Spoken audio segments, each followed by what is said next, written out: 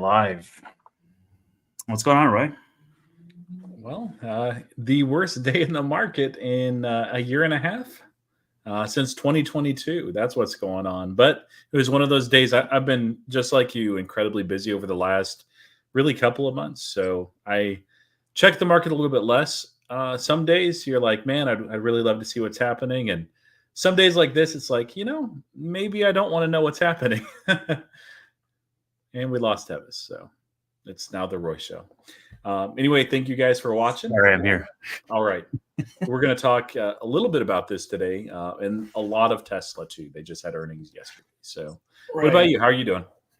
I have not been following the market at all. I will just maybe I got a text today about like a friend of mine, and he was like, oh, I just bought some Celsius because it was down. I was like, okay, that's great. Then I look at the market and every single position is like red. I'm like, oh, okay, that is fun.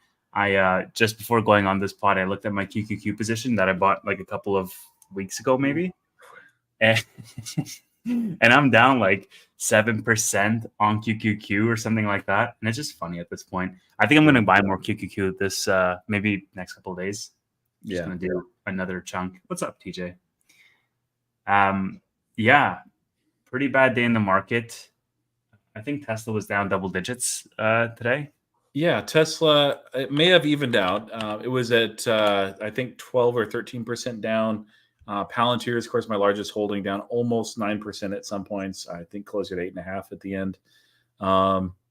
Tesla, it's because of earnings, and we'll talk about that in a minute. Palantir, I got downgraded by somebody today, but it's mostly it's fallen the market, and those that have risen a lot recently, and Palantir is one of those. This is what they do, and we haven't had this is actually the first time this year that we've had the S&P 500 lose 2% or more in a day. So hasn't happened at all. We've just been on this epic bull run and rally. We've had a few drawdowns that start out a little bit more severe and then it catches. Now this, at the end of the day, it looked like it continued to sell off pretty hard. So I'm guessing that we'll have a couple of days of this, maybe start rebounding on Friday, and I don't know where it goes. So is there any reason for this as far as Tevis? We were running fairly hot. I think it's fair to have a pullback. Like, it's healthy. I'm not really looking into it, past that. I'm sure if you're looking for a reason, you're going to find a reason to attribute to the downfall. But sometimes it's just, take the sales when you get them and keep on chugging along. I think I've said it multiple times, right? If it wasn't for the content, I'd be like way more tuned out than I am. But even with like an obligation to do 2 episodes a week on SoFi Wkly and on here, I'm still like fairly checked out mostly from the market, simply because I have a sort of demanding job and obligations that it keeps me fairly busy. So yeah, like if it wasn't for the show tonight, I wouldn't even, and my friend texted me earlier today, I probably wouldn't even check the market at all, and I just think that that's attributable to having a long time horizon, right? Like, I'm not selling covered calls. I'm not, trading in and out. I'm not swing trading. I'm not buying short-term positions. Like, there's nothing that changes my thesis on like a daily basis. I think the shortest play that I have right now is CleanSpark and Coinbase. And those are ones where I want to sell towards the top of the bull market for Bitcoin. And I think crypto also fell today as well. But yeah, I think that in the fall to the winter time, we're going to be at that appropriate time frame when things should start waking up again from a crypto perspective. And I just want to trade those and roll that money into something that it's like a core holding, and go from there, honestly. But other than that, I don't really have any, I'm probably going to keep on buying QQQ, especially now that now that I'm down on QQQ, and go from there. Yeah. Yeah. For me, doing the same thing. It just, on days like this, and, there might be someone that watches this video at some point or is watching right now that's fairly new to investing, that they have just been in since we've been on a roar late 2022. And so they don't know that the market does this sometimes. And you're absolutely right that people will look for a reason. And if you look hard enough, you'll find it, whether it's the actual reason or not. I mean, people used to find meaning in stuff all the time because they were trying to find a reason. So they'd do silly things like heruspicity and exospicity, where you'd be looking at entrails of an animal to find what will happen in the future to explain the event that happened currently. Is like, we know that that's hogwash, but we do the same thing today with stocks. And sometimes there is a legitimate reason, and sometimes it's just, people are wanting to take some profits, and there's a little bit of macro weakness, and there's some uncertainty. And we mentioned that too, that market does not like uncertainty. Kamala Harris is a wild card now that Biden stepped down and everything. And it just, things are a little less certain. So the market doesn't like that. People like to take profits, and one thing leads to another. We could keep doing this for a little while, but I personally, I'm guessing we get a bounce on Friday. If I don't know if that's the end of the correction or not, but a correction is 10% off the high. We may get an official correction, and that's not these days like this. They're painful. Like, I lost a lot of money today. It's when I lose this much money or I gain this much money in a single day, and I normally don't have days that go up or down close to 10% of my portfolio. It's like, why do I even have a job? Like, what am I doing here? But this is not money that I have invested that we need. Like, I did take some profits from Robinhood a couple of weeks ago out of the market. I haven't taken too many things out of the market, but we're in the market for a second vehicle now, and probably a Tesla. And it's like, I just didn't want to get you wanted to make sure that our finances are shored up. So yeah.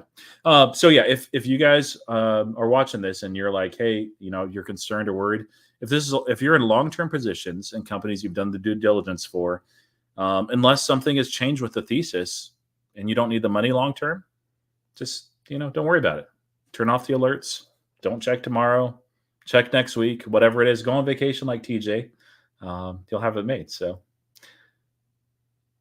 did you buy anything? I didn't, but I will. I think I got some money that's just pending. I'm going to probably buy QQQ. If it clears tomorrow, I'm going to buy it tomorrow. If it clears Friday, I'm going to buy it Friday. If it clears Monday, I'm going to buy it Monday. And then I'm probably going to buy some Celsius, honestly. We'll see. I don't know. It's in the 40s. I am still bullish on the company. So probably end up doing that. I think it's like, I understand the growth rate, scares, but at the same time, like, what if we had one extra earnings report since the last time I was in the 40s, and maybe one article around like a health scare? And it's like, surprise, idiots, energy drinks are not good for you. Like, is this new news to you? It's not a novel invention. It's a pretty competitive market. So I still think, like, fundamentally the company is sound, and they're up against tough comparables, and that growth rate is going to come back. And if it's going to be in the 40s, then great. If it's going to fall, because I think from a technical perspective, the chart is fairly in free fall, and we have an earnings coming up. So, I mean, it's probably a risky play to buy before earnings when the technicals are in free fall. But at the same time, going back to the earlier point, right? Like, this is like not money I'm going to need in the next year, 2 years, whatever. And so, yeah, I'm just looking at it now. It is at $45. I will take that. I will take that, because my first purchases of Celsius was at $50, and I couldn't build a position fast enough before it ran up to $90. And I was like, okay, great. Like, sold everything at 88, 86 or something like that. Didn't quite time the top. And then I bought a small little position when it fell. I think it was like 66, 67. And now I'm like, I have a chance to buy it at 45. Great. I'll absolutely do that. So yeah, I might just do a little, 2-3K in Celsius, and then I have 10K for QQQ this week, and go from there. See what happens. Yeah, I'm similar boat with Celsius. It's pretty attractive. If you look at forward PE, I'm going to wait for more data. I removed it from my very closely watched list, but it's on my friends list, because I'm interested in it. I don't like the product's okay. I don't love it like you do. And so that's one thing that holds me back. But, if I think that when they have earnings, it'll show slower acceleration of growth. Part of that's the law of large numbers. They are doing international expansion, but there's some supply chain stuff going on with PepsiCo. And I'm seeing, at least here, I'm curious if you're seeing the same thing, a bit of a pricing war on energy drinks, which is great because I'm a drinker of energy drinks, more so than an investor. Dude, I mean, look, they're a growing company. I get the whole like, oh yeah, 50 PE and like it's so richly valued. But Forward like P is good. Forward P is good. they're a growing company. They have all of this international expansion ahead of them. I think they're like 6% market share in Canada, and they only launched in Canada in January. Like that's how fast these guys are growing. And at the end of the day, like from a valuation perspective, if you want to have that conversation, like they have no debt and they are a $10 billion company with almost $1 billion in cash. I just think Pepsi is just going to buy them out entirely, man. Like, I don't know. It's not a company that I know as well as I know Tesla or SoFi, but I'm proportionally risk adjusted in terms of my portfolio. Like how much mind share it takes up or how much knowledge I have about the company is equivalent to how much money I have in the company. So, I think the Spark Notes look fairly good. Did I read the entire health report in depth? Or am I scouring the internet for Celsius news on a daily basis? No, but at the same time, it's like I use their product and I can see. I actually have friends who now like they know I'm invested in Celsius, and like I get now pictures of like, oh look, it's an F45. Oh look, it's here, and it's just because it's just expanding Canada, right? So, yeah, I like what I see. Yeah, and this is a company. I mean, they're in the. It is a crowded market, but I think they are differentiated with who is attracted to them, especially females. But they've got that sports energy drink niche that's filled out quite well. I think they'll do well. I'm interested enough that I'm going to do a little bit more DD and look into it before earnings. I might sell cash secured put, probably just one. Start a small position into earnings, and if I get the premium, great. If not, great. As far as myself on the market, did not do anything today except I sold one position. Palantir? SoFi. Oh, wait, cash, you sold SoFi? Cash secured puts, though. Oh, okay. So if you guys are not familiar with options, all that means is I'm agreeing to buy SoFi if it goes below 650 at the end of next Friday. So after earnings, it is an earnings play. If it goes below, it's probably. I don't think we already did our predictions. I think it'll be good, but not amazing earnings. I think this is an amazing company long term. I don't mind owning those shares below 650 or keeping the. I don't remember what the premium was, but it was over 3% yield. So I think it's 18 or 19 premium on that. And I'll probably actually sell some more as we keep falling in earnings. If we keep falling until Friday, I'll just keep selling those cash secured puts. And I'm actually willing, if it gets below 650, especially with the premium that it's giving me, be right above 6. I may double my position in SoFi if those get caught. What percentage of your portfolio is it now? After today, I have no idea what percentage anything is. Well, SoFi didn't even fall that much. So, I have it in front of me. It fell like 2 or 4%. So SoFi back in the day, so when I completed the position and then it kept falling, it was close to a 10% allocation. And it did the opposite of running. It ran away. And versus the rest of my portfolio ran. And so it fell to like a 3-point-something%, not very large. I added some to it and it fell more.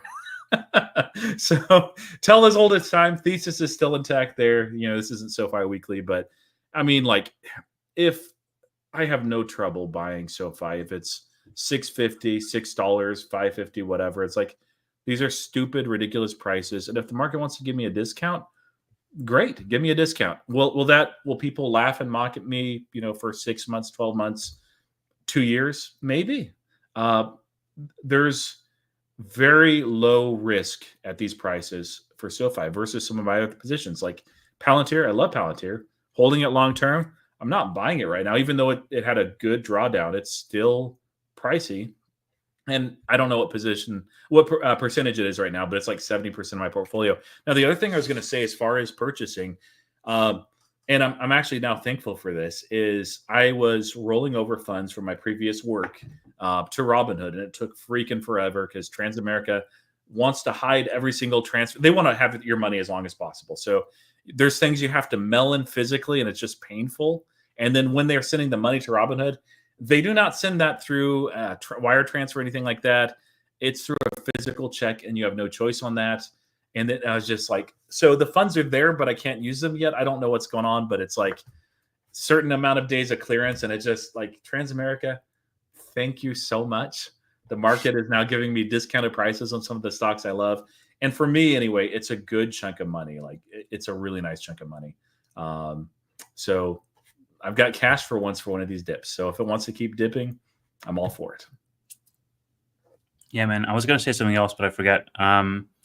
Yeah, I think SoFi is gonna do better than I think we came in fairly bearish for the earnings predictions, which reminds me I have to find some time to do my earnings predictions video, because I just remembered as you were talking that earnings is next Tuesday. Wow, like that snuck up on you the last 3 months. But yeah, I think they're going to do better than expected. I think the expectations are fairly low with them. I mean, analysts have them not making a profit at all this quarter, like doing like 0 EPS. So we'll see what happens. I think that with SoFi, though, if they don't knock it out of the park, then people are going to take that as not a great sign. Yeah. But I think you are, like I've been saying for a while now, I think the risk reward is there. Like, it just makes sense if you're willing to wait it out, assuming that the market goes to a place where it actually correlates stock price with stock performance in the long term. Then I think you're going to do very well. It just depends on when and how well. But yeah, 6s, even 7s. I mean, I've been buying SoFi, like even recently, I bought it as high as like $10, simply because I just think it can be much, much higher. Yeah, I'm very thankful, though, that none of our main holdings, including SoFi, reported today. I hate that when the market is in just a dumping, selling mood, and you report just good numbers. They don't go up, mediocre numbers, and it takes a while. Like, it's fine, like if you have cash and everything, but it's just annoying. So like Chipotle was one of those. I don't own. My middle son works for Chipotle on the side of his college stuff, and so I kind of keep a track on that. Good earnings and everything. Had this initial pump. I'll share, give you people a visual.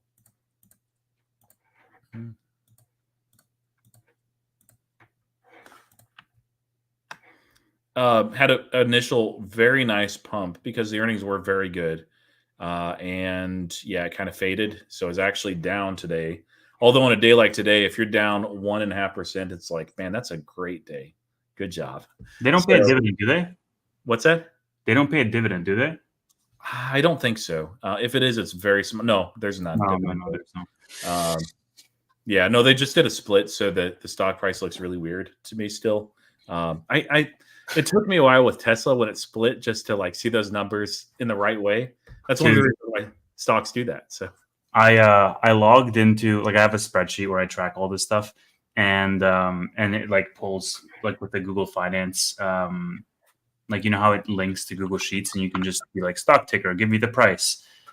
So I have it all rigged up in a sheet where I show my shares and how much money I'm up or down in a given day, and like it updates the whole thing for me because I have like multiple different portfolios across different brokers. So I just have a spreadsheet. Anyways, so I go into the spreadsheet yesterday, and I was just looking at the dividend portfolio, and I literally was so freaked out. Like, I was panicked because my Broadcom was down 80%. I was like, what the fuck is going on? I totally forgot that I did a split. And I was like, how is this possible? What happened? And I was like looking at the stock, and I was like, oh, idiot, they did a split. That's awesome.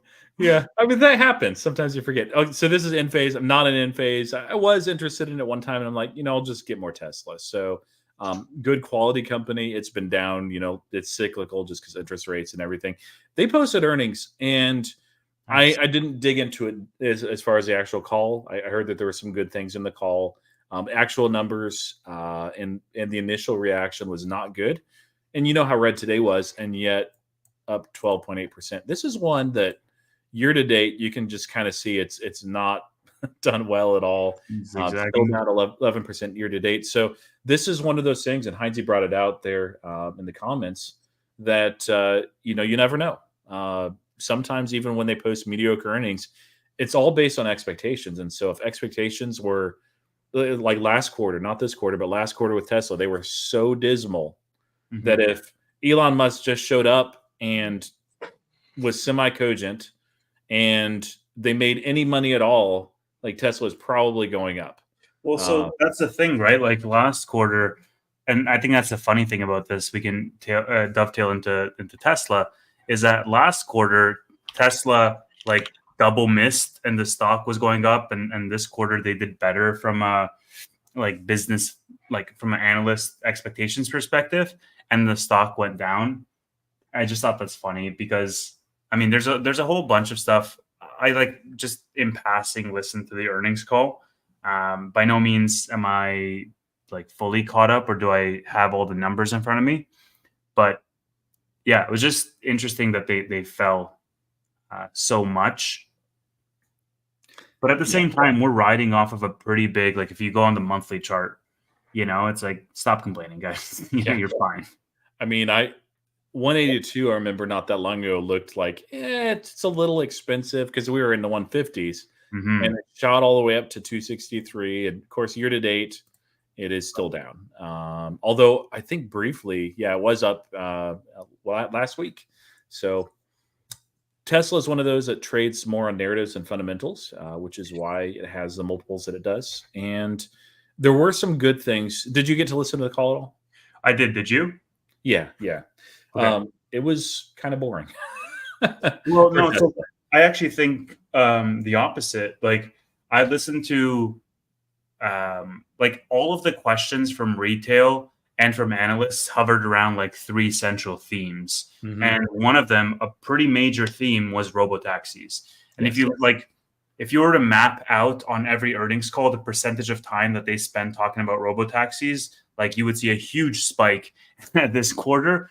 And that just shows me that a lot of people are really expecting robotaxis around the corner, and that's really the motivating factor for where the stock is going to go, or what guidance they provide or whatnot. Like, I mean, they asked about the Mexico Gigafactory, and they asked about Cybertruck eating into their margins and the cost of goods sold there, and all of these other, like the energy side of the business, and how that can scale, and the profit that they booked this quarter. But by and large, the theme of the call was robotaxi and what that event would look like and what the new models would do and what that app would be and how it would work versus Uber or to that effect, how full self-driving would operate unsupervised and when that would be approved and how the rollout plan would look. And so a lot of it really centralized around those themes. And it was like they just spent a very small portion of time talking about the automotive margins. And they're like, all right, margins are weaker than we thought. Let's move on. Here's what we're looking forward to from a big picture perspective. And so I totally get why the stock might be down, because like people, if you look at Tesla on a chart, it looks like the growth metrics have gone out the window. They've had some pretty tough years. The market, the economy has contracted. I mean, we went through 2022. People aren't making big ticket purchases with these interest rates where they are. But then you zoom out and look at the wider narrative. And I mean, this might be my like perpetual Tesla bull hat that I'm putting on, but you look at the wider narrative and it's a war of attrition, that they're bleeding out competitors. You have EV companies going bankrupt left and right. And they have this big tailwind with robotaxis around the corner. And every year that passes, they get closer and closer to that regulatory approval to have these things fully unsupervised. I mean, they were talking about end of year this year. I'm not saying it will happen, but maybe end of year next year it might happen. And really, the actual charts and the tables don't tell the story. And like you just said, I mean, Tesla is very narrative driven. So I think it's a mixed bag this quarter. I don't think like it was a stellar quarter by any account. But at the same time, I think a lot of the people who are buying Tesla at this point are buying with the prospects in mind towards the end of the year. Yeah, like the actual results were better than last quarter because they were trash, but expectations were so bad. This time, you could see with a stock price action beforehand, a little different expectations. So there's a lot higher expectations going in, lower than, of course, initially in the year. But as far as the automotive business, it's not doing great. Like it's fine. But throw this up, Tevis. Ford posted today. It's an automotive thing. It's an interest rate thing. Some people were saying that the reason why that the margins were not there and sales were down and Giga Mexico might not spin up is because Elon bought X or Twitter at the time, and because he's political. And it's like, I wonder if that's why Ford missed substantially by 30% on their EPS goal. Really big revenue miss. They lost, not actually, it's a pretty small revenue miss, sorry, but a huge loss on EVs as well for Ford is billions of dollars. I think it was $5 billion. Don't quote me on that. It has nothing to do with Elon Musk. It's the macro. It's partly pressure on consumers, and really just interest rates is a big, big piece of that. So I liked a lot of parts of the call. I like that they're using the Optimus bot now to do some automated tasks. And it's not initially when I read that, as I got further into the actual presentation, it clarified that this is like handling some battery materials. And so it's not like absolutely like just make work, which I was thinking it might be. And I'm sure there's an aspect to that they're just trying to find a job that it can do. But that's how it learns. We see that with full self-driving. And Elon Musk, I loved how he phrased it this way. It's like, it's all about automation. Like if you believe Tesla is able to do this automation vector as far as with full self-driving, robo-taxis, Optimus later, then it's a buy. But if not, if you don't believe in that story, I'm not sure why you would invest in the company at these prices. Like, it doesn't make sense. So I'm sort of more middle of the pack. Like, I think so I've been in the stock for like 5 years, right? And in previous years, Elon has been very much like, F Wall Street, we have our blinders on, we're executing our vision. And more recently, he's been like more attentive to saying the things that I think people want to hear from an analyst perspective. Like even in this call, for example, he mentioned Cathie Wood's price target, I think twice or three times on the actual call itself. And I'm like, dude, like stop pandering to the spreadsheet people. yes. Like just focus on the engineering. He was like saying like, oh, well, Optimus is going to have the potential to fundamentally rechange how we think about the economy. And, everybody's going to want one in their home. And there's like 8 billion people on the earth. So that's 8 billion units right there. And then you got to think about industrial use cases and 20 billion units. I'm like, what the fuck are you saying, dude? Like 20 billion units? Like good luck producing that. Where are the raw materials going to come from for you to build 20 billion units? And how long is that going to take? Am I going to be alive by the time that happens? It's like your whole fleet of cars is like 6 million cars. Where are you going to produce 20 billion robots from? And so my point is like, I'm bullish directionally speaking, but I'm not to the point where I'm like blindly, ignoring the facts and just drinking the Kool-Aid. So I like am if 2 years ago or 3 years ago you took his expectations with like a grain of salt, you have to like have a spoonful of salt this time around. Yeah. Throw this one up too. This was one thing that I thought was a highlight, and we'll talk more about full self-driving. In the red here is this quarter's full self-driving. You can see the inflection when they gave out the free trial, of course, but it looks like that the take rate, I'm sure there's still some that are doing free trials, have new vehicles or whatever, but it seems like it's actually improved. Their capacity to actually be able to handle that data is improving incrementally. So this means that they can, in theory, push out full self-driving that's changes that are a little bit more rapid and more comprehensive. And so 12.5 is actually out. I've not tried it yet. I plan to wait until November to re-up and do it for a month and just see the difference. By that point, we have a long trip anyway. Have you heard anyone or read anybody talking about 12.5? Because I sure have. No, I haven't. I haven't even seen things on X talking about it. I just, heard about it on the call, and what's special about it on the earnings call itself. I think with all of these versions, they're going to be fairly innovative, and they're going to be noticeable changes, and that's great. I think for a lot of people though that are looking from the outside in, like I don't own a Tesla because I don't own any car. I live like right in the heart of downtown, and I don't need one. So it's like it's great, but at the same time, if that's the main thing that you're looking at, oh well, this version merges highways, and this version turns better, and this version, you know, uh, doesn't stop on a yellow light, it keeps going, or whatever it is. Like I've seen all these comments on X. That's great, but that's also like just feature updates to your existing base. Somebody who's tried a Tesla in 2019 has tried it once. They've tried full self-driving, and they've formed a perception based on that first impression. And so it's not like they're trying it again and again. And I think this goes to Elon's point where he's like, I really think people need to try it because it like will break your perception of, what that is based on when you tried it past. And yeah, they've improved on that with giving the demo to everybody for a month, making it so it's a monthly subscription, a new vehicle purchase that they actually have you try it out with them, so you get a feel of it. And I'm seeing, of course, there's people that are bullish on everything Tesla, no matter what. That they're like, yeah, 12.5 is amazing. And then you have some that are like realistic. They own Tesla, but they're like, full self driving is kind of junk. I wanted to read this, and maybe I won't read all of it, but yeah, it's probably worth a read. This is one of my Twitter friends or ex friends, smaller account. He's a guy that just says it like it is. Don't love that when he says it about PayPal, but and SoFi, but he's very blunt when it comes to full self driving in the past. And so Mike posted this. Elon Musk actually responded to him too. So good for him. Glad he blew up. Like he has less than 1,000 people following him. But he said first 10-mile drive on full self driving 12.5. By the way, I saw the whole feed and I was encouraging him. I was like hoping that he'd test it out and be a guinea pig. He saw a similar post that I did with people saying how good this version was.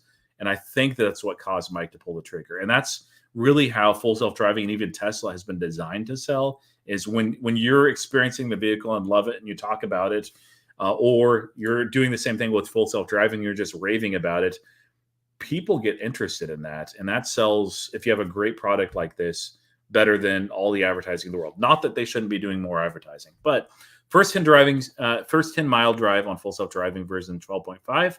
I want to contain myself because I have used prior versions that have delivered very good experiences and then suddenly seem to get worse. But here goes. This was by a long shot the most incredible full self-driving experience I've ever had, and the first time I ever truly wanted to jump out of the vehicle and flag anyone down willing to hop on and see what the frog is going on here. Every single twitch of uncertainty was completely gone. Never a moment of whisk driver, jerky wheel, hesitated BS. Not only one moment where I felt like a car was a clueless toddler that'd probably need me to jump in. I felt zero desire to hover the brake pedal at any point on this drive. I fully trusted the vehicle for the entire duration of this drive, and that hasn't ever happened to me before in any version. For the very first time, I approached a stop except right turn sign with zero other cars around in a place I'd never driven FSD before. Not a single twitch of uncertainty or indecisiveness. I legitimately clapped and laughed at how good it felt. I've had a ton of issues with 12.36, where the car would accelerate too hard in bends, yes, or come out of a hard turn and not properly accelerate, yes, and not the slightest sign of any of that on this drive. Absolutely better smoothness and grace. I'm still in disbelief, and I feel like maybe I just got lucky in this drive. Only time will tell. As with all other versions, I need more time, and he's very excited about it, and he wanted to include some cons as well, but they're pretty mild cons. One is, of course, you no longer have to hold the steering wheel at all. Used to nag you all the freaking time. I've not experienced this, but it's eye tracking.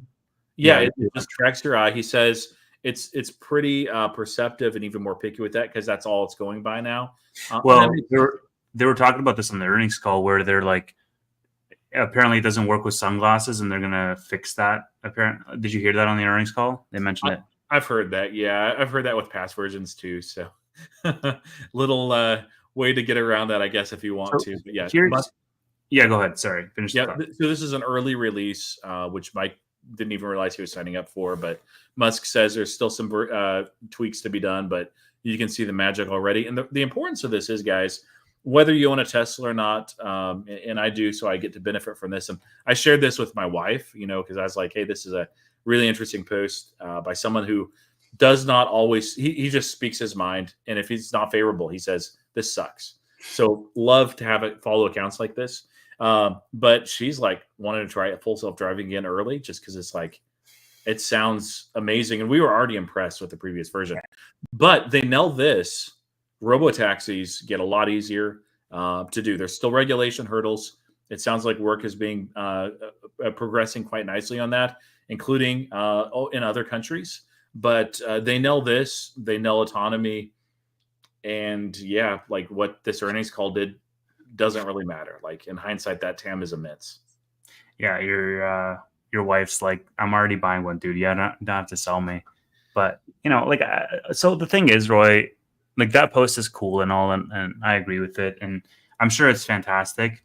I'm sure when I fly down to Texas one day, we'll do the full self-driving on your new car. But here's the thing. Trust is built very incrementally, and it can be lost in a matter of seconds. Mm-hmm. And that's why they have to be safer rather than sorry when approving this thing. Because if you're talking about unsupervised, and on the earnings call, they were talking about, steering wheel-less, pedal-less, where it just, Jesus, take the wheel type of deal. And he already took it. Seriously, Elon, take the wheel. And that, like, the thing is, like, the first incident to happen there, it's going to be blown so far out of proportion, and you're seeing that now with like the whole Teslas explode type of thing. Like they crash into a tree and the car blows up like has a bomb inside. How often have you seen that narrative, from people who are skeptical? Now imagine if you were in a car that doesn't have a steering wheel that crashes for whatever reason, even if it's not the fault of the car itself. So my point is like, it's going to be such an uphill battle to train the user behavior of people not to automatically jump to conclusions with regards to this car because it's so far out of anybody's comfort zone. Yeah, it'll take time. And my wife, even though was impressed by full self-driving, like she hasn't driven it as much as I have, and so she struggles to trust it when it's on autopilot right now, especially in autopilot. I was impressed with autopilot before we did full self-driving, the prior version. Now we think autopilot's trash because we experienced full self-driving. So kudos to Tesla. But no, it does take time to trust. And I did mention, like when I did full self-driving, there were times when I needed to intervene just out of precaution. And there's at least one time when it tried to murder me. So like, fair enough. Those incidents, I'm already a fanboy. I own the stock, I own the company. I like where they're going. So I was like, yeah, no big deal. But it is a big deal. You're absolutely right. Even more minor errors, like they have to over time get to the point where they are better than like 99% of the drivers out there. Like I think full self-driving with the previous version that I experienced is probably as good as maybe half the drivers, maybe slightly more than half. Like it's good, very good. But yeah, for regulators to be happy, for individuals to be happy, you got to have that 99th percentile or bust. Still takes some time. I saw this comment. I will happily try FST in Toronto. So here's the thing in Toronto. It's full of construction, and the city was not planned to fit the capacity that it currently has. And so you have a whole bunch of streets that are like one-way streets, and they're like one way where you can turn left between these hours and these days, and you can turn right between these hours and these days. It's a freaking nightmare here to drive anywhere. And so if it can navigate Toronto effectively, without having like knee-jerk reactions where I'm like pushing this hypothetical pedal that doesn't exist in the passenger seat, freaking out, then I will be a believer and shout it from the rooftop. So I'm excited to see that. And it also reminded me, I have somebody literally who lives in my building who recognized me from the channel, and I made a post about this. I've been making content for like 4 years, and this is the first guy. And he recognized me. Let's just segue, and then we can move on. He recognized me once in the lobby of the building, and he's like, "I know you from somewhere." And I was like, really? Like where? And he's like, do you do real estate? I do real estate. Do you like, is that where I'm like, no, I don't do real estate. He's like, I know you from, I feel like I've seen you somewhere. And I'm like, I don't know, man. And he's like, I could tell that like the wheels were spinning. And he was like, all right, I'm gonna figure it out and I'll let you know. Anyways, like 3 days later or whatever, I was stepping out of my building. He's like, I know where I know you from. And I'm like, where? He's like, I've seen you. I watch your stuff. And I'm like, what do you mean? He's like, what do you say? He's like, I'm Diamond Hands on SoFi. And I was like, yes, I got one. Nice. It was, That's awesome. it was so it was a fun moment. Anyways, full self-driving. Yeah, I think it's going to be big. I think that, anyways, it's probably going to be longer than we think it is. I think a lot of these tailwinds for Tesla are going to be longer than we think they are, simply because right now we're at that point where it's like the awareness, and then there's a gap between when it actually happens. And I think that gap's going to be fairly long, because it's based on regulators, and it's based on different jurisdictions, and it's based on people actually trying the thing and wanting to adopt it. And, it's not, you just have to wait for the miles to be driven at that point. Yeah. And as far as a company, and as far as EV business, it's in the doldrums a little bit. Energy is doing well. Though the comments on it were that it's going to be lumpy and not necessarily, reading between the lines, not necessarily grow like it did in Q2 as far as deployments, although they do have some massive projects. It's just a lot of lumpiness. So, there's an okay earnings. Bad. I thought, I'll just call it like it is, bad call itself, just because Elon sounded bored and not engaged at all, and dodged some questions that I thought should have been answered. And then Like what? asked some questions. Like that, what? What was it? I'd have to look that back up. I was like, when I was in the call, I was like, man, it seemed like it would just bypass that. I'd have to go back through the transcript. Like, I think he answered a lot of the questions head on. Like, somebody asked him about hiring good engineers. Is he cannibalizing, Tesla opportunities for X? And he was like, no, they want to work on Gen AI. It's completely different. And the other question was for the NVIDIA products that they bought. He's like, we literally don't have a place to put them at Tesla, so they wouldn't serve a purpose there. And so, like, I do think he dispelled a couple of these, like, Wall Street Journal publications or whatever hit pieces, Reuters, He did dodge. This wasn't it. He did dodge like the new product release stuff, and that was fine. Like, he handled that, I think, very well. Right.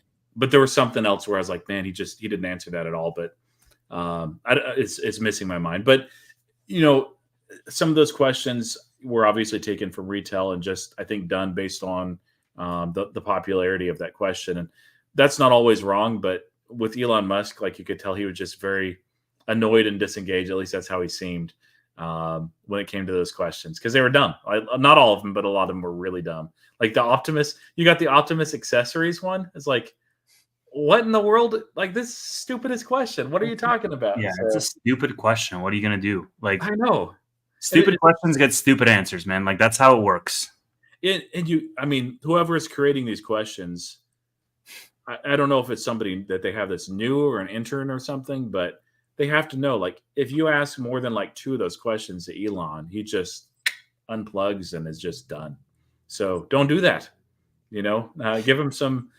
I love hearing him talk, but this is one of those times where I was halfway falling asleep. So anyway, with Tesla, I need to add a little bit more to just finish on my position. So I'm thankful for this break. I think it goes down to 200, maybe below. Who knows? Like, it's driven by narrative. If so, I'll add either way. So, and I'm planning. Well, so look, I mean, there's a long time between now and October, right? Yeah. They pushed out the August event. It's going to be in October. They're probably going to be announcing some other products, but between now and then, it's a wild card as to what could happen, whether it goes higher in anticipation of that, whether that event itself is a sell the news event. There's a lot of macro things that are going to happen between now and then. Probably another earnings call is going to happen between now and then, or maybe it'll be like in conjunction with earnings week for Tesla for the next quarter. So, I think that August was really good because it capitalized on that momentum of, the vote essentially leading into that event. But now you've sort of thrown water a little bit on that. Yeah. As I always viewed Tesla buying it as this is probably just a dead year anyway. So just having this bit of lift, great, cool. It could be dead money for a while. But yeah, as far as CrowdStrike, some people were asking about CrowdStrike. I did a little bit more digging into CrowdStrike, but we're craziest thing happened today. It was mentioned on TechCrunch, and there were a couple other people that popped up and seemed to confirm it. So maybe it's all just an elaborate hoax and scam, but they offered a very, I thought, well done letter of apology that said, "Hey, we messed up. We're sorry." You cashed your gift card? And then, oh my goodness, they offered they're like, as a way of saying sorry. Your next snack is on us. Here's a $10 Uber Eats gift card, and it's like stupid.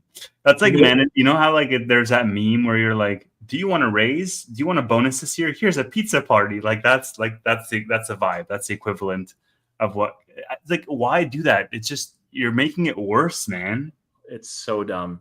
Like, this is one of those things that small businesses will do sometimes, and they'll get away with it because they have that relationship and people know. It's a large company that's now in the S&P 500 as of last quarter can do that. Like, I think the way it happened was something like, "Hey, we have this great apology. That's awesome. That's nice. Maybe we should just throw on something a little bit extra just to show that it's extra nice." And this is one of those times when if they just sent out that apology, fine. Some people would be still unhappy. Some would be not, whatever. But I know they're not trying to do this, but I think they're just like, "Hey, nice gesture." But it looks like you're trying to say, "Hey, the amount of problems that we gave on Friday, the largest IT issue in the world history, $10 Uber Eats gift card." It's like, that's not parallel. Don't do that. Like, why would you even tackle at the user level? Just give a discount to your product or some kickback or some type of credit on your actual tool at the company level and call it a day. Yeah. It has zero relevancy. Like a $10, like that doesn't mean anything. And if you're gonna do a gift card, I mean, do it of like Chipotle or something. Come on. Was it at Uber Eats? It was Uber Eats. Yeah. Yeah. So a lot of the responses when I like reposted that, they're like, "Bullet Uber." I'm like, I mean, it kind of is. So I can't get over it. Like, the world is just too wild, man. Like, sometimes it just seems like I think I messaged you this earlier today because I saw this thing that like Kamala Harris is considering Hillary for her VP as her like running mate, and I was like, dude, your country is a fucking reality TV show. It's hilarious. Still better than Canada, though. It is. Yeah, the new season of America is out. Yes. Every 4 years, it's like Doctor Who. Like every 4 years, like the person that's the main character, the president changes. Sometimes they bring an old one back. It's like, oh man, what are we doing? Stranger than fiction. All right, so CrowdStrike. Of course, it's fallen immensely from where it was earlier. Throw this up if you don't mind. And it's still falling today. It's the final season. Oh no. Hopefully it has a good ending. But yeah, year to date, CrowdStrike is still up. It's risen a lot. And if you look at the 1 year, it's up 72%. This is one of those fields where they've expanded rapidly with growth and revenue. If you look at multiples, I was doing all this yesterday, looking at the PEG and the PE, and it's a little early in profitability to really be doing that. But the EBITDA, EV/EBITDA ratio and everything, and by some of the measures yesterday, even before that fell today, it was pretty attractive given the growth. The problem I have with CrowdStrike, and actually before I go into it, do you have a position on No. CrowdStrike? So the problem I have with CrowdStrike is it's still somewhat expensive by most measures, and by some measures, very expensive. But with the assumptions that are built there, if you're looking at forward P, which again, it's not the right company yet in its growth stage to use this, or the PEG, you're looking at assumptions based on their current growth rate, their current clients, and everything. This disaster that they had last Friday, they're going to lose some clients and they're going to lose some future business over that. And I have a hard time determining how much that is. It seems, people are going to do something with it, but it's tough for me to invest in a company that, to me, appears to trade at a premium anyway. And that premium is built around assumptions that I think are way too generous given what we know now on Friday. So I Dude, think it's a great company. It's one that I do have my eye on. And if it keeps falling, like if we get back to under 200, I'll have to really do a lot of DD. And I might just wait for an earnings or two. It's one of those things where reputational brand damage can stick around for a while. So I think like okay, so let's talk about it. So first of all, the stock is down to what it was in the beginning of 2024. You're not really missing a lot there. Like yeah, it sucks and it's down, but it's down what it would be down on like earnings that's unexpectedly low or where they miss a target or whatever. That's like the equivalent amount. It's not like it's cut in half or whatever. First of all. Second of all, I think to say that, oh, they're going to lose some clients over this and they're going to lose some revenue, I think that's like the most optimistic, viewpoint you can possibly have on it. Um, this could be like I mean, we talked about this in the after hours show on Saturday. If any of you are members of the channel, you can access that episode. I think we did like a good hour on CrowdStrike alone. But to like this could be an existential thing for CrowdStrike. It's really, really tough to come back from that reputational risk, especially like the pro in my mind is that it opened the world's eyes as to how dependent they are on CrowdStrike, and that can really cut both ways. On one side, you can say, okay, well, that's never going to go away because obviously, if the entire world can get shut down because of CrowdStrike, then CrowdStrike, that's the bull case essentially.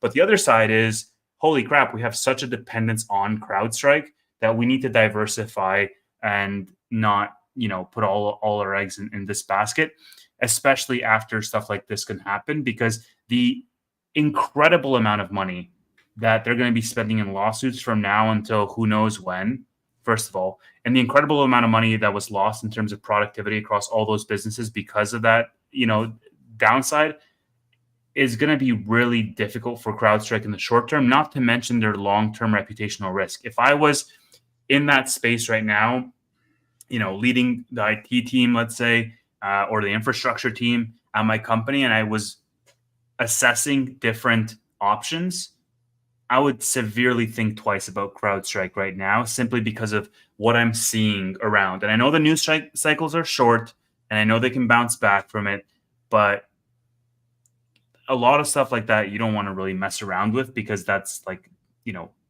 crucial to businesses. It's crucial to like government and security in general. And so I don't know. It could turn out very badly for them. Yeah. Yeah, it's when I wrote a little post on this, I said, it's a famous saying. I don't, maybe you know who it said it, but buy damaged stocks, not damaged companies. The company has been damaged, and it's kind of like if you're running around in a boat going really fast, and I've done this before in a friend's boat, and thankfully I wasn't the one driving, and you hit something really freaking hard.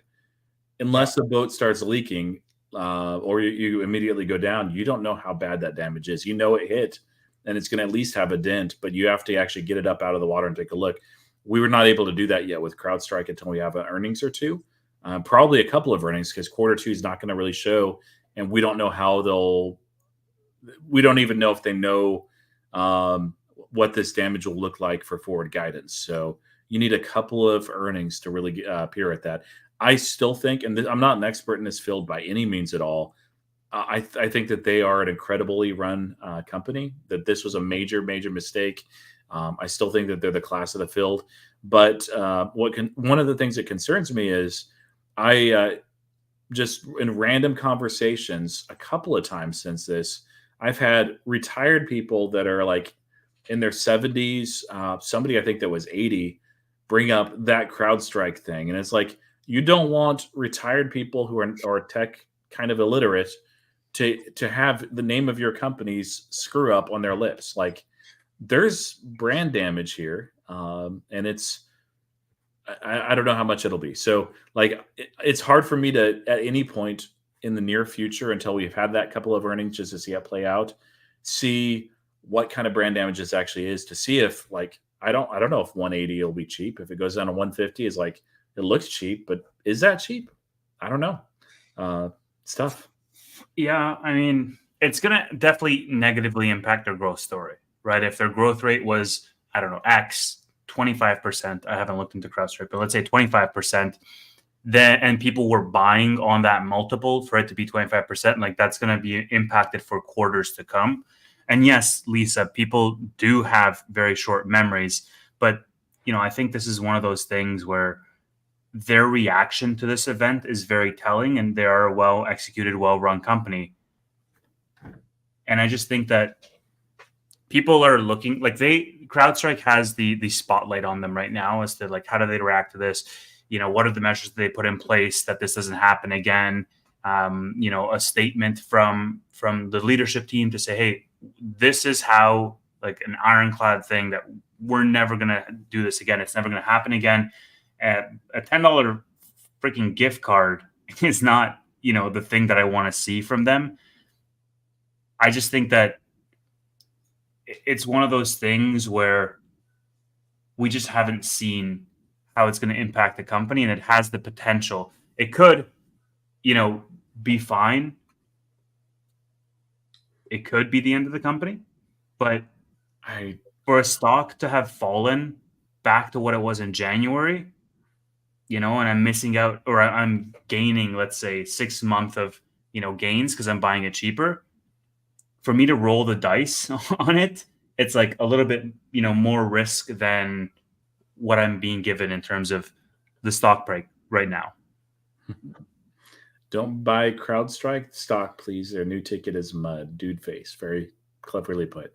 Yeah, it's there's just too much uncertainty to me. It's one that I've always been envious of as a company, and those that have been invested in it. But I'll wait for more information, even if it's a higher premium. And I'm not sure that I want to get into it either. One thing that interested me along with this, Google, I think 2 weeks ago, announced that it was trying to buy Wiz at a certain valuation. It would be their largest acquisition ever. And Wiz said no. They said, nope, we're not doing that.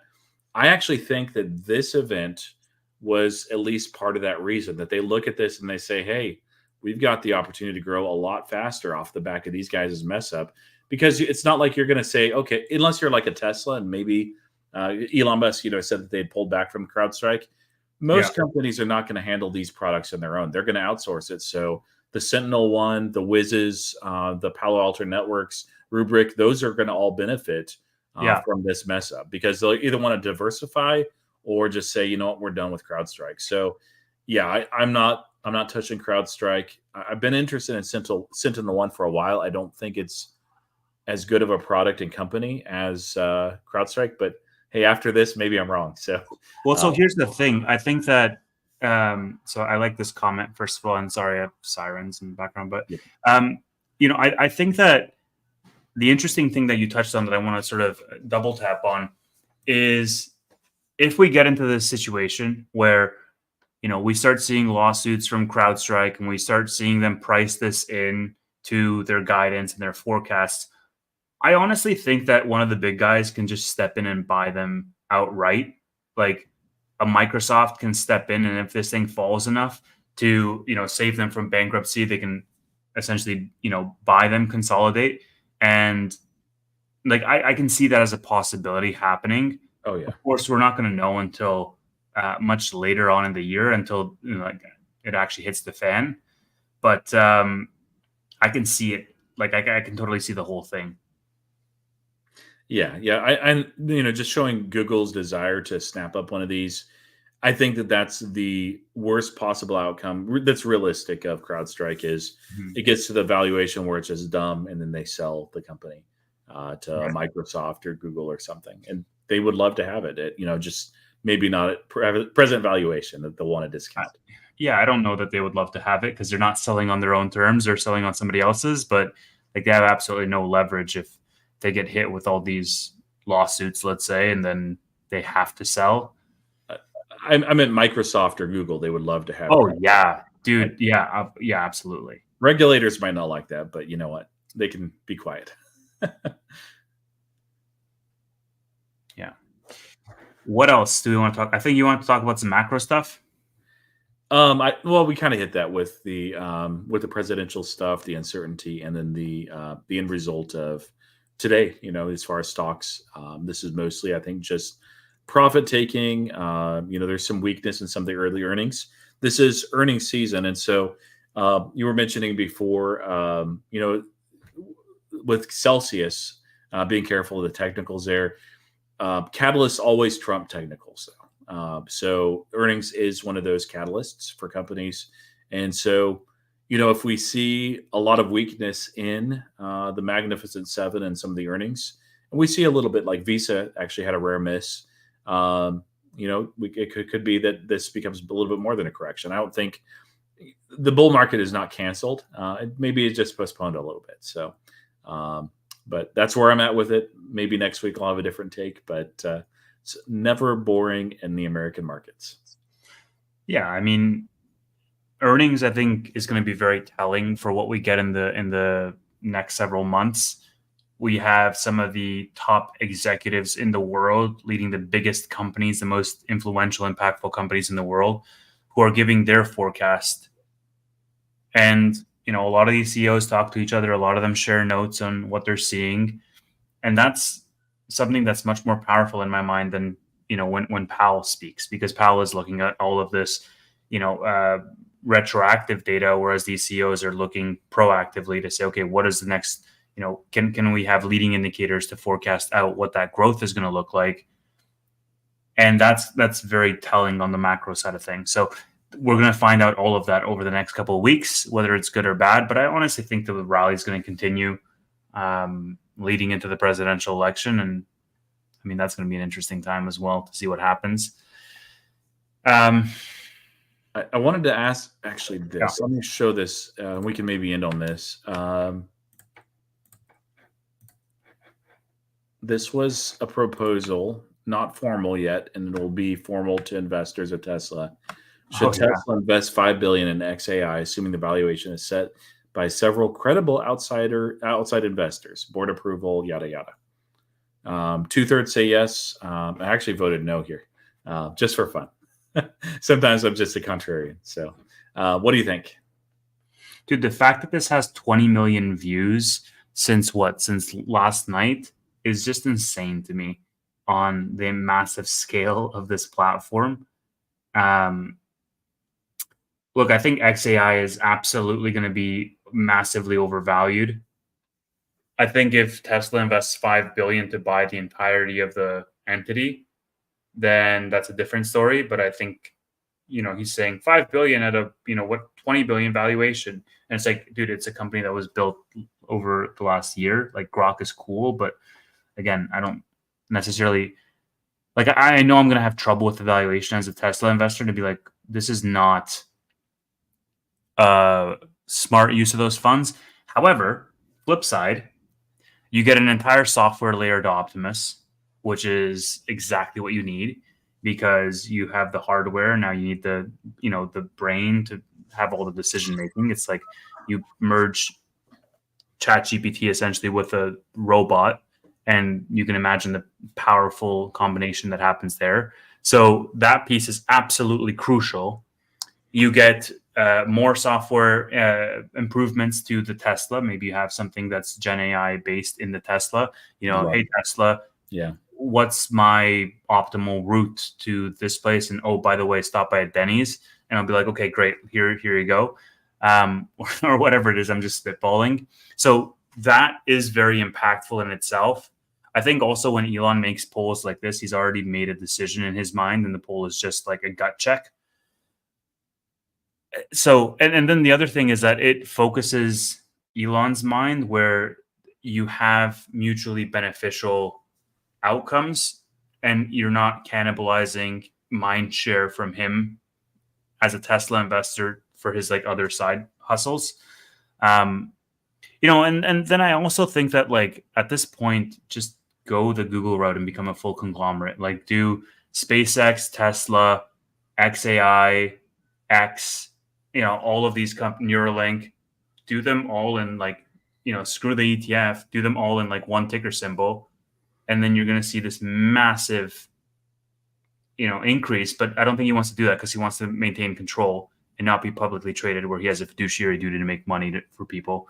So, anyways, the point being, I think it's a good move. I think 5 billion is a big number, but if you're zooming out and you're looking at like the full, chessboard of moves that you can make in a couple of years, once Optimus gets cranking, you're going to want that software layer for all the decision making, especially when you go like, higher cognitive load tasks. It's not pick up a box from point A and drop the box at point B. It's, hey, go pick up my dry cleaning and, grab me this and grab me that and run errands for me as if you were me. You're going to need a little bit more than that. Yeah, I'm good with, I'm not like over the moon, at doing this. Some people are, but I'm like, yeah, I'm fine with it. For the reasons you said. And I can speak on the Tesla part too. Like, I'd love it to be like a Knight Rider situation, which you're maybe too young, but I've seen it. Yeah, it's just how cool is that? Was it a Camaro? What was the Knight Rider car? I think it was I'm not sure. I know it's black. It was black with like a red line, right? Yeah, maybe it. But the current technology that's in there is pretty lacking. I'll hit and I'll say, navigate to this or call this person, and it's far worse than what Google has. And Google's Google's itself is okay. What they use for Gemini is actually 100% garbage and trash, and I need to change that off of my Pixel. But it messes up so much with the Tesla that I try not to use the voice whenever possible. And I know with large language models and some integration that they could make it so that it's a fantastic, asset, that it's differentiated from the other cars in the market because it actually works. It's functional. It gets what you're saying. It can correct things. It can do anything from that voice. And Tesla's setup, and if people have not driven a Tesla, just look at pictures on the inside, especially with the refreshed Model 3. It's so ridiculously minimalistic. I like it. But for that to really work well, you need to make it very accessible and easy. Now, for somebody that's been driving Tesla a little while, like myself, not very long, but a few months now, we're getting used to where buttons are, or not buttons, but where it is on the screen, so we can access that real quick. Somebody that's brand new, it's a tough experience because if you're in a newer vehicle that doesn't even have the stalks, there's no physical buttons. It's all through the screen. And it's tough. It's almost overwhelming because there's so much stuff there. And so if you can have a reliable, hey, Tesla, open my glove box, and it actually works all the time, because it does not right now, then you'll use it. You'll have no problems. And eventually you'll learn where things are on the screen. But they really need that. So if XAI helps them get to that, much less, with the Optimus stuff, I'm for it. Again, like you're sacrificing money today for the promise of a vision tomorrow. And I think that's the through line for Tesla at this point in time. And that's exactly what the bullish people are investing in. And I think that's what the bearish people are criticizing. And this is right alongside that entire vision, because this won't become a reality in the next several years. Like, you will not see an Optimus in your lifetime in the wild until at least 2028, right? Which I saw a Cybertruck parked outside my building yesterday, and I was like, holy crap, a Cybertruck. I think something's happening like in Canada with regards to, because I saw 3 Cybertrucks all within the last 2 weeks, and like, you don't normally see them. I think before that, I've only seen one once when I was in Austin. And then I saw 3 in the same week. And so I think that like it's crazy, Roy. Like, I saw it parked outside my building, and then as I was walking home, this guy on his bike, he stopped. He was like looking inside and like pulling out his phone. And I was like, this is the attention that this thing gets anywhere it goes. Add Grok as the nav system in that. And then, like, let's say you have the Tesla ride hailing app or whatever, or you have Grok on your phone too. You can start to see some synergies, and it can be really powerful. But especially if X becomes what Elon's vision is for it, this everything app, then all of a sudden, like the automation potential there is really impactful. It won't happen for at least, I would say 5 years until it's actually like commercially viable and adding value to your life. Yeah, we're a ways off. So, but yeah, I'm good with it. This is 1/6 of their cash. They have over $30 billion, although their free cash flow accumulation is lessening because their EPS is down. So, but yeah, if they do it, good. If not, that's fine. I'm more of a like I see the merit, but take it or leave it. Again, And Grok, just because they don't invest in this doesn't mean that they can't, between these companies have an agreement and pay money. Like they're going to do that anyway. So this would be more of an investment and partnership beyond that. But yeah. The problem is like XAI is so much in its infancy that you don't really like there's a lot of smoke and mirrors that you're buying or a lot of just promises that you're buying with it. yes, And the only inherent faith you have right now is your faith in Elon's execution abilities, which I mean to his credit hasn't really led you astray thus far, but still like it's just surmounting pressure for him to execute on both of those fronts. Whereas, without this integration, XAI could have failed and Tesla would have been fine, like no impact at all. So high risk, high reward in that sense. yeah. Yeah, and the Cybertruck, I'll say that I've seen him in person too. Michael Anthony, I agree with you. I don't really care for the Cybertruck myself.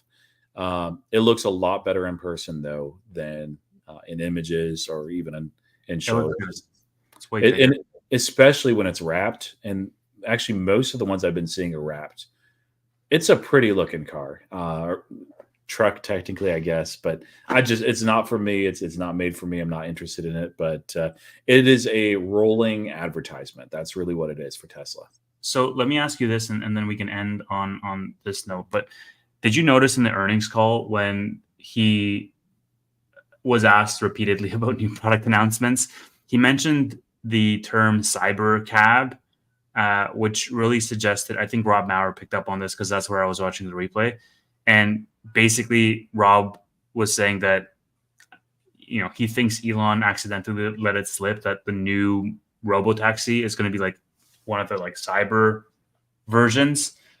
So with this whole futuristic feel and Good. similar to the Cybertruck in terms of vibe, I felt like that could be really interesting because I can imagine this robotaxi, if it doesn't have a steering wheel or pedals, to be a complete like a two-door, basically like a really small, vehicle, because it's got to be something that they can mass produce pretty cheaply too, right? Oh yeah. Yeah, I didn't catch that, but yeah, that's. I can't wait to see what it looks like. We'll have to wait till October, I guess. But I'm very optimistic that this is not an event where they announce things and then nothing happens for 3 or 4 years. I think that there will be pilots next year early, and that we'll see that continue to grow and scale. I'm very excited where automation is going, and I'll continue to invest accordingly. So, but days like today, not too much fun. Just take a step back, zoom out. Cool. Okay. And that is the Bootleg Weekly for this week. Thank you to the people who have been here. If you want to watch the full CrowdStrike episode, which is blocked to members only, become a member of the channel. And if not, we will see you on the SoFi Weekly podcast on Friday. And if not, we will see you next Wednesday or sometime next week if we decide to shift it after SoFi's earnings results. So see you all then.